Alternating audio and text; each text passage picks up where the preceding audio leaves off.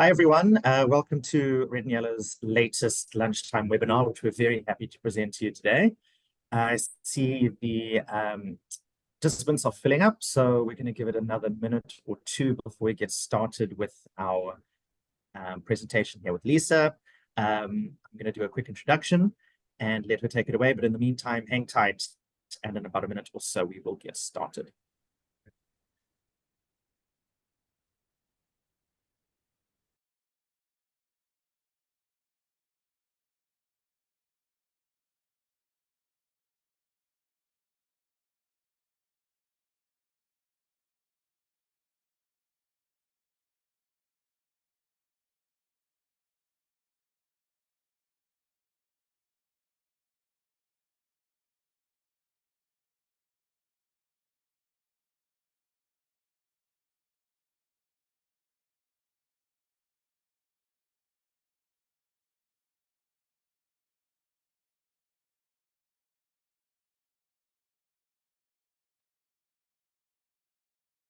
Once again, a very, very warm welcome to this Red and Yellow webinar. My name is Nick. I am the head of content here at Red and Yellow, and I am very, very, very excited to introduce you to Lisa Asani, who's one of our incredible graduates and now alumni, fresh off of her Bachelor of Arts in Visual Communication.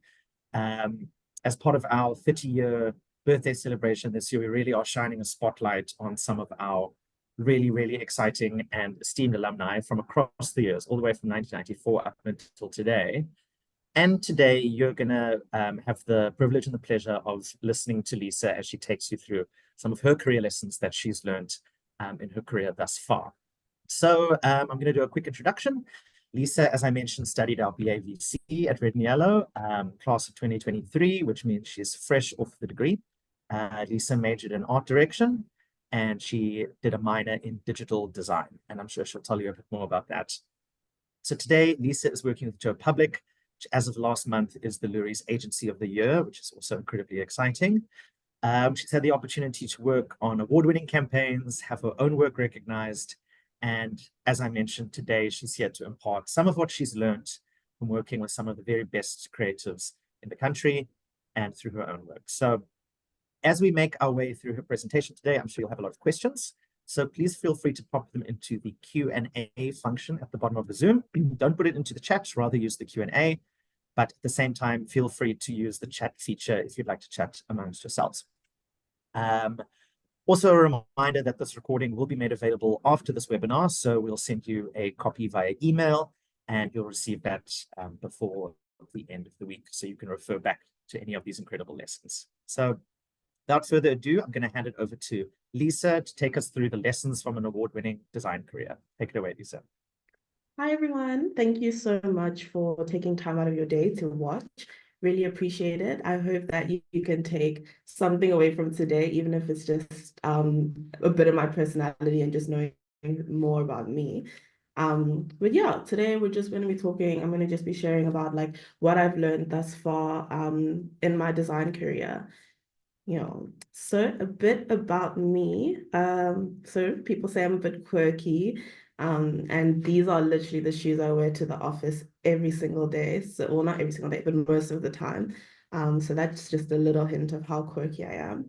And like a lot of people, I've recently found out, in high school, I didn't even know what an art director was, but luckily I stumbled across a Loerie's bursary program, and I signed up and enrolled, and a few weeks later, I got a call saying I got a scholarship to study visual communications at Red and Yellow. So that was the start of my Red and Yellow journey, and the start of my introduction to advertising. Yeah, and it's been a fun journey. Uni was very fun. I was introduced to a lot of things. As you know, I did the Bachelor of Arts in Visual Communications, and I decided to major in art direction and minor in digital design. Yeah, so that's just a little summary of me. And I'm currently doing an internship at Joe Public Cape Town, and it's been such an incredible year. Like the things we do I think you've seen some of the work. Well, and if you haven't, I'm going to share the work that won is really cool, and the people are just fantastic. And Joe is all about growth, and I can really tell you that this year has just been about growing myself, growing my skills, and yeah, I'm going to just take you through that growth process as well throughout this webinar today.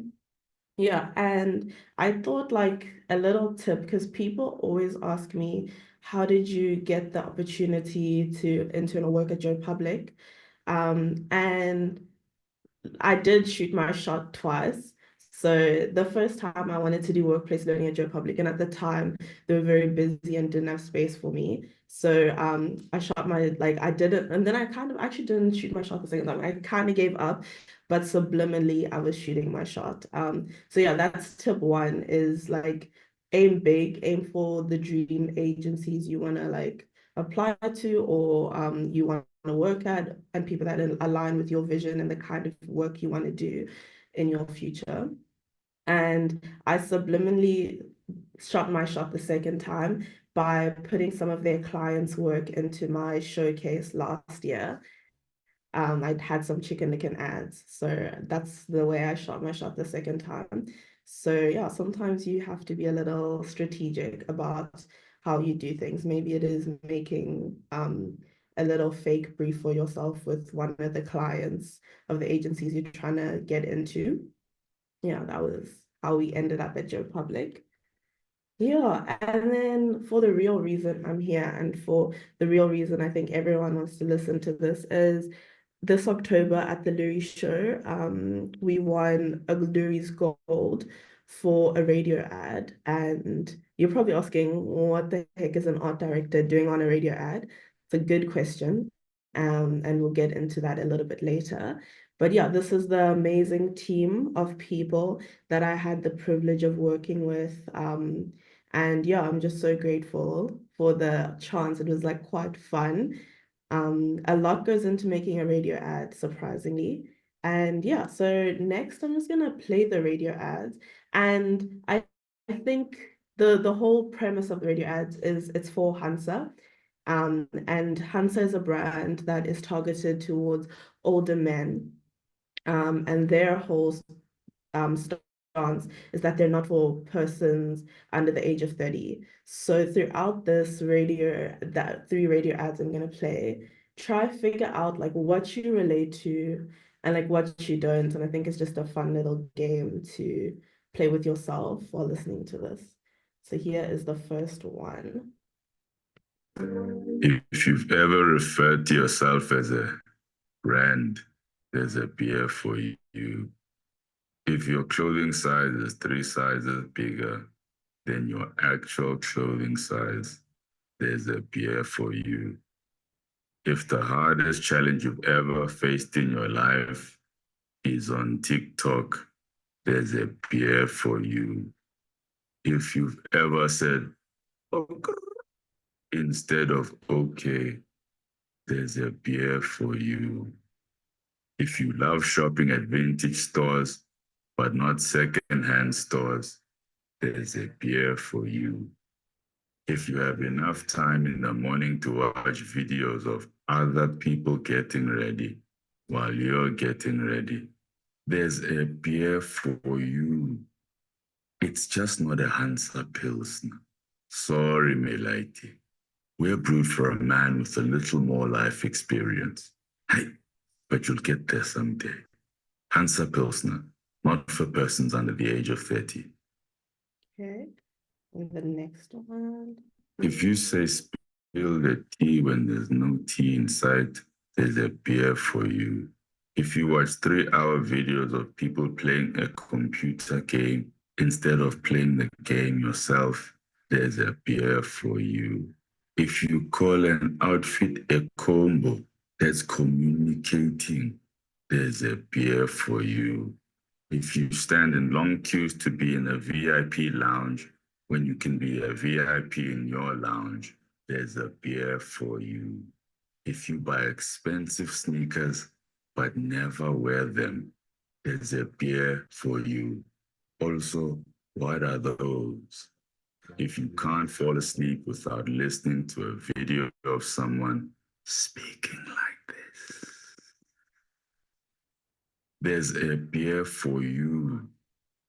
It's just not a Hansa Pilsner, Hardema Benton.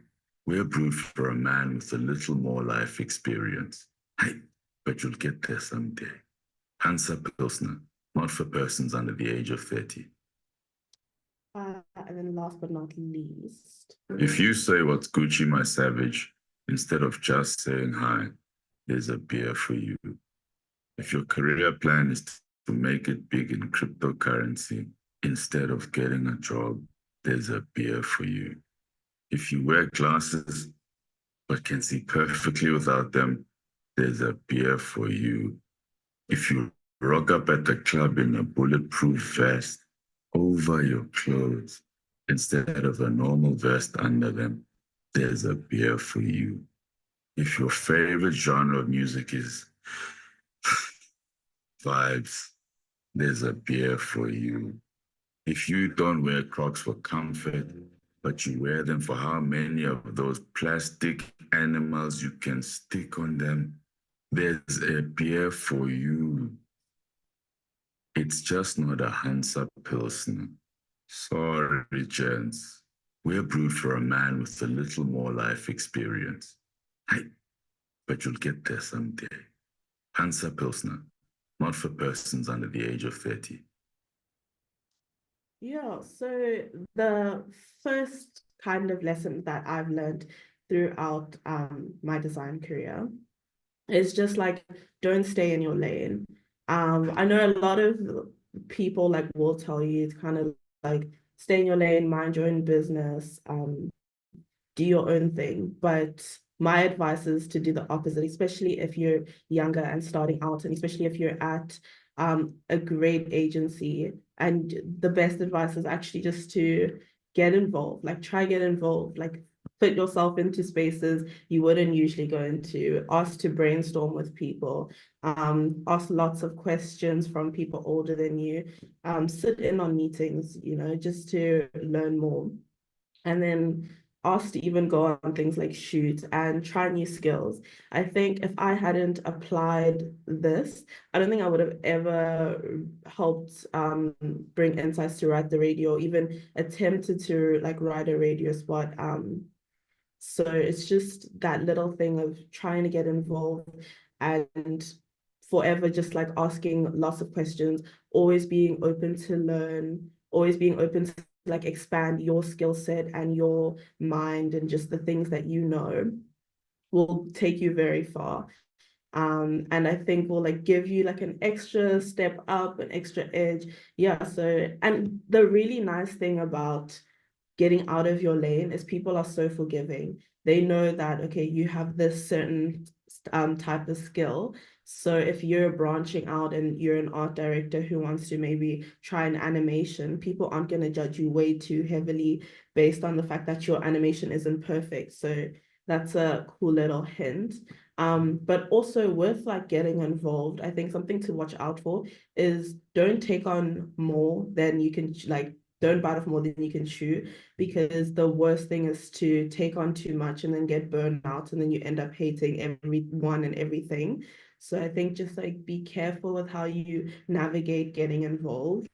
And also don't get too involved that you neglect what you're actually getting tasked to do. So try find the balance. But at the same time, like if you do find that perfect balance, it's like the one thing that I found really helps boost yourself, your career, and your confidence and your skill set. And the next advice is kind of to use your weaknesses to your advantage. And I know this is like a weird thing, like, or how does that work? So yeah, there's always this thing called like perception versus reality. So don't set self-imposed restrictions. And a good example of that is when I walked into Joe Public, and I was like very intimidated and nervous because everyone's very like senior. They've had so much experience. They're all award winning, all very exceptional creatives. And I was kind of this like very tiny fish in this massive ocean of legends, basically. And I really felt like there's nothing I can offer these people. Like there's nothing I can really contribute here with like my small little skill set. But it ended up being that they were writing a radio targeted at Gen Z. And I happened to be the youngest person in the office. So it literally put me in prime position to help out and to share as much as possible, and for other people to bounce ideas off of me, and say like, is this true? Is it not? So something that was like something that was a big weakness for me ended up being like such a strength, for that brief. And that will always be the case, I think, in these creative jobs, is everyone has a different perspective and way of seeing the world, and it will come in handy at some point or another. So yeah, like try to find the certain things that you know and use those to your advantage. Yeah, even things that are perceived as weaknesses to others, like use that as best as possible. Yeah, and then next is be prepared to craft until you get it right. Um, this radio was quite a process. I joined in Feb, and that's when it was kind of started, and there'd been other radio attempts, like other scripts before, and the Loeries only happened in October, and entries were like July. So you can see it takes months to craft things. And with that, you need to get a thick skin. Like you will hear a lot of no's. You will hear a lot of that's not right or think about it differently. And if you want to get better and if you want to like get to a point where you are on stage, then you need to get a thick skin, get resilience, and just that determination and courage to keep going, even when you get told no or when you get told things aren't right. And yeah, it takes 1,000 hours to be on stage for 1 minute, but at the end of the day, it's so worth it. And yeah, and nobody's ever gonna know how many pages were in your draft or how many edits you had to make to the one billboard. But you need to do those things if you want to like refine your skills, and get better and yeah, just improve your own career. So yeah, thick skin is very important with this. Yeah. And then my like next point is that growth happens in groups. Like you need other people, iron sharpens iron, and you have your certain amount of skills that are like good and benefit you, and someone else has another set of skills that are good and benefit them. But together, you're creating a whole unique, versatile range of other skills. Yeah, so reach out to people. You know, there's always someone you can speak to who knows more than you, and that like can help you get to where you need to go. And I've really seen it with even executive creative, sometimes like just bouncing an idea off or just bouncing an insight or just rechecking something. And if senior people with so many experience can do it, then I think it's all the more to do it as someone who's junior or still like learning or still wanting to refine their skills. And I think reaching out to people has helped me a lot in also just bouncing ideas off, gathering new insights, learning about how other people think and how it can be applied to larger lessons and just life. So yeah, like reaching out to anyone, even people in your past is crazy, but no one's ever out of reach. And with this, I think it's also important not to burn bridges, um, especially like when you're young or you don't get along with people. I think because you never know when you need them in the future or when they can bring like insights into your work or help your work or benefit your work. As well as this reaching out thing, I think it's also best to constantly keep a network of people close to you that you can reach out for skills. That's what like I've learned is just like having a network of people that support you emotionally, or just will help and guide you and navigate you in the right directions to winning awards.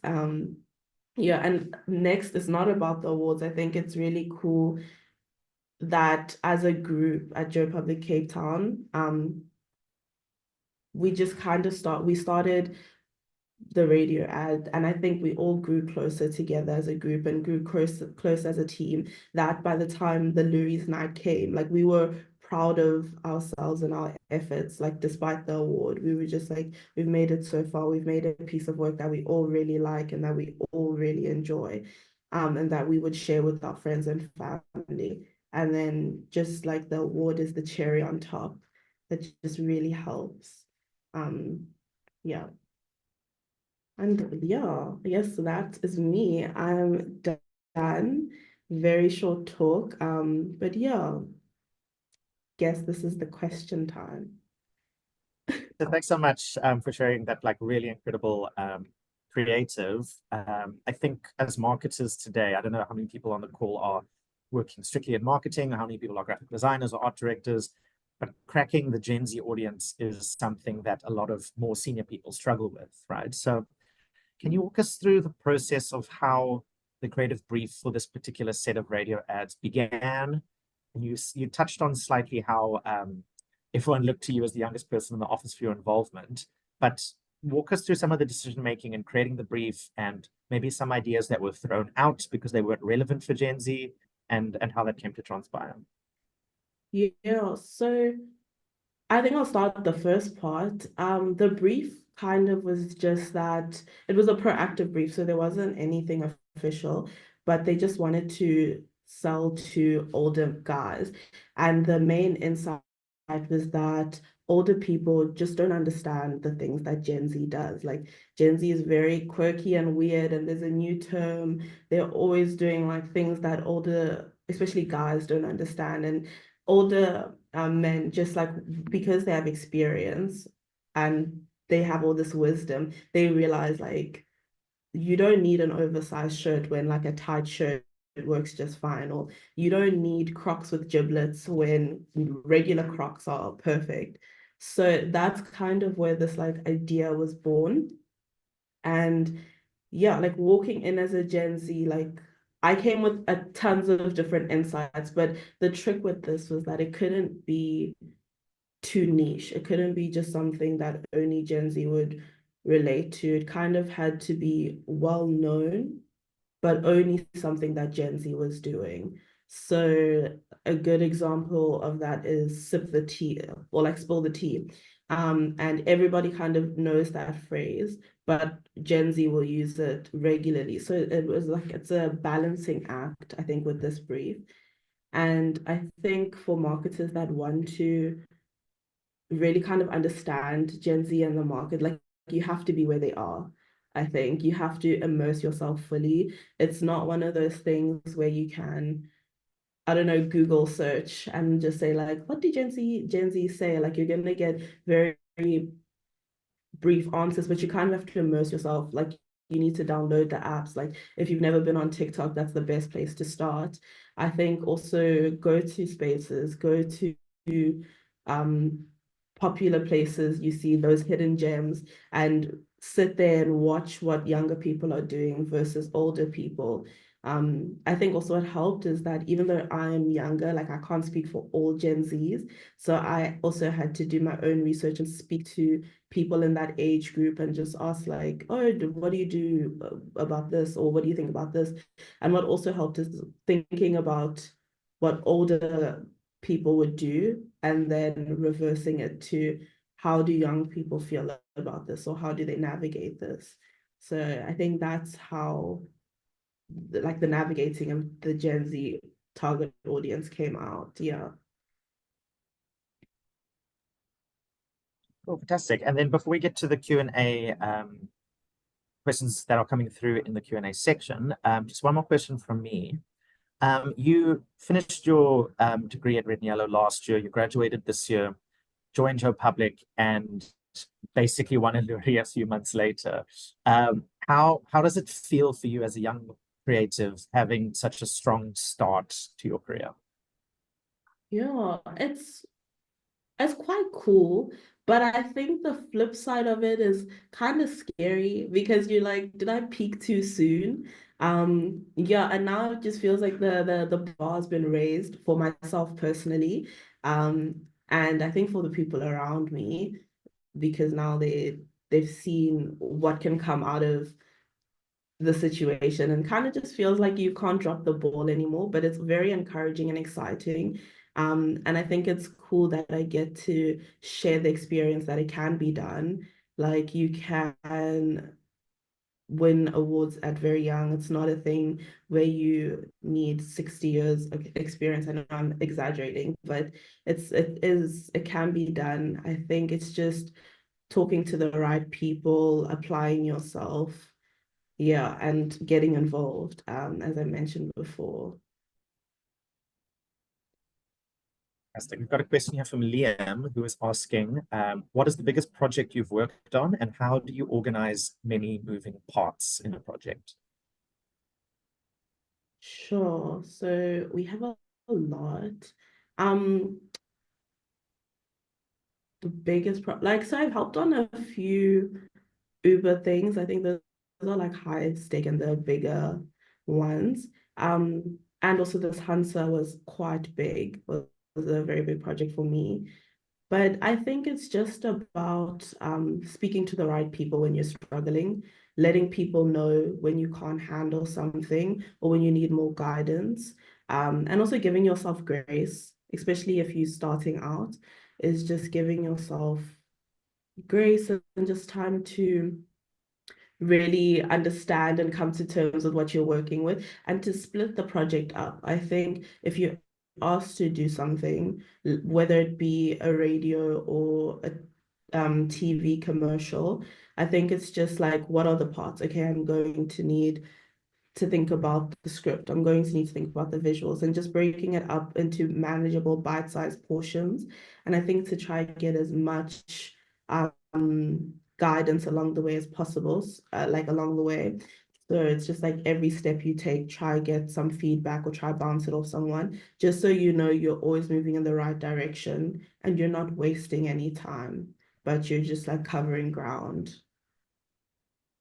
Awesome. Cool. Got a question here from Max, and there are NDAs involved. Please feel free to not elaborate, but what is the next big thing that you're looking forward to at Republic and in your career? I just think working on more briefs. Yeah, I just think working on more briefs, testing my skills a bit more, and yeah, just going like deeper into everything. Yeah, like immersing myself into the experience more, working with more people, being introduced to more people in the agency and to more briefs and to more, yeah, just everything that comes with this career. Oh, another question we've got here is, how do we balance satisfaction from many target demographics in design and art direction? Yeah, I think it's important to realize that you can't please everyone, but your brief will speak to like a certain thing. And it's important that you're very specific. So if you are targeting a group like Gen Z, then you need to realize that, okay, Gen Z is big. It's a whole generation of people. So maybe go for the artists or for like the people on a certain social media and try and narrow it down for yourself. Or yeah, I think the more niche you can go, the more you can satisfy your target audiences, because then you can really tap into the things that make them laugh, the things that make them happy, those small little things. Cool. Yeah, definitely. I think in the marketing and advertising realm today, the spray and pray approach just doesn't work whatsoever. It's really about understanding your audience and zoning in on them because they want authenticity and they want something to resonate properly, you know. I think the audiences today can really see through when something is just an advertising campaign or a marketing campaign. So Yeah. that's great advice.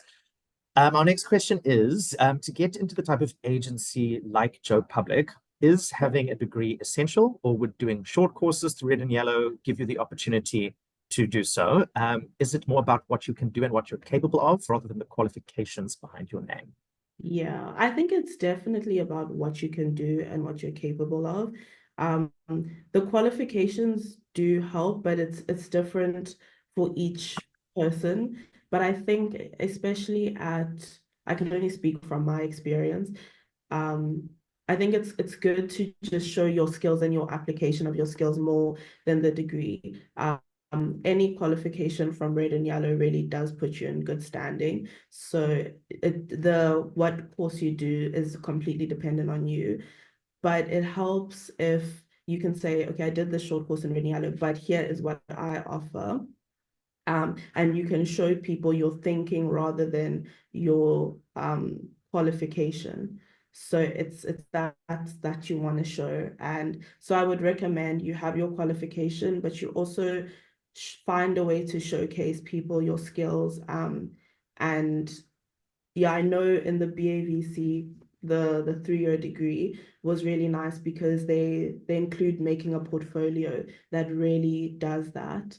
And so I don't know if the other short courses will have portfolios, but if they don't, I think the portfolio is the key thing because that's what shows people, okay, my degree says I'm an art director, but I can write, I can do a bit of animation, I can think bigger, like I can think these thoughts. So yeah, I think it's focus on showcasing the skills and packaging the skills and selling your skill set because 6 people can have the same degree, but what makes them different is like their portfolio and their way of thinking and seeing the world.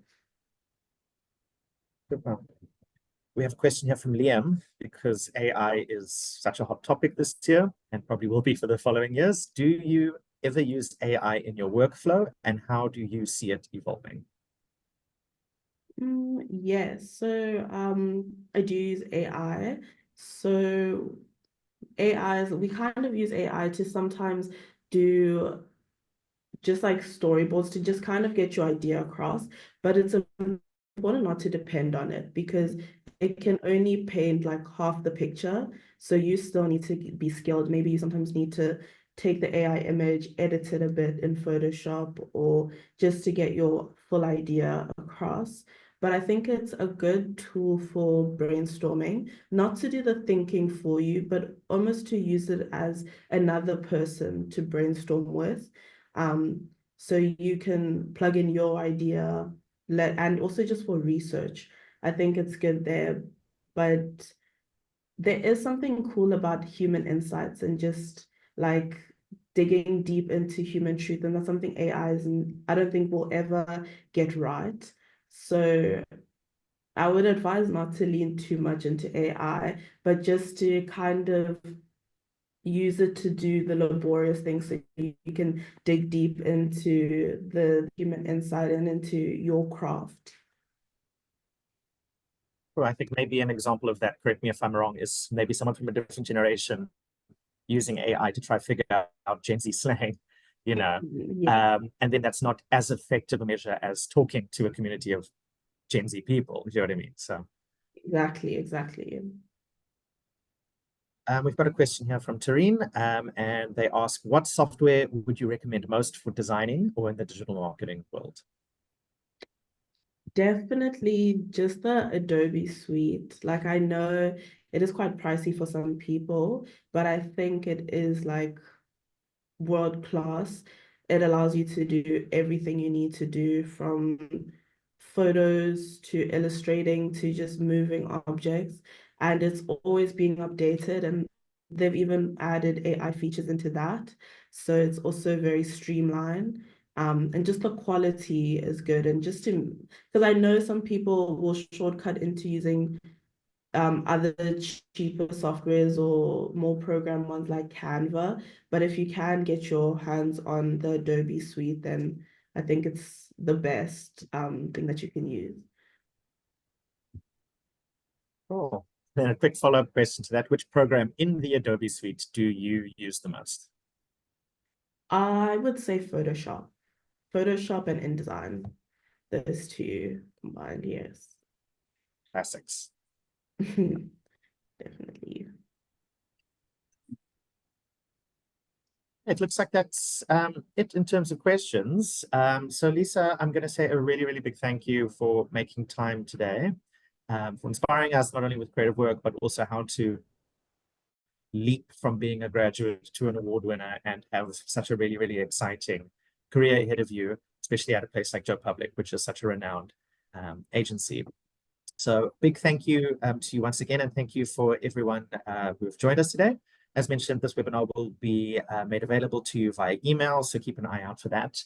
And while you are keeping an eye out, as I mentioned earlier, it is our 30-year celebration of Red and Yellow. We were founded in 1994, and for 30 years, we've been producing incredible graduates such as Lisa, who go on to become creative leaders. So if you'd like to see a list of 30 alumni who we are featuring this month, head to redandYellow.co.za. If you'd like to learn more about the BAVC, the Bachelor of Arts in Visual Communication program, which Lisa studied, that's also on our website. Check it out, have a browse. We've also got our online short courses, online qualifications. So have a look, get inspired, and yeah, wishing you all a very, very good afternoon, and thanks so much for joining.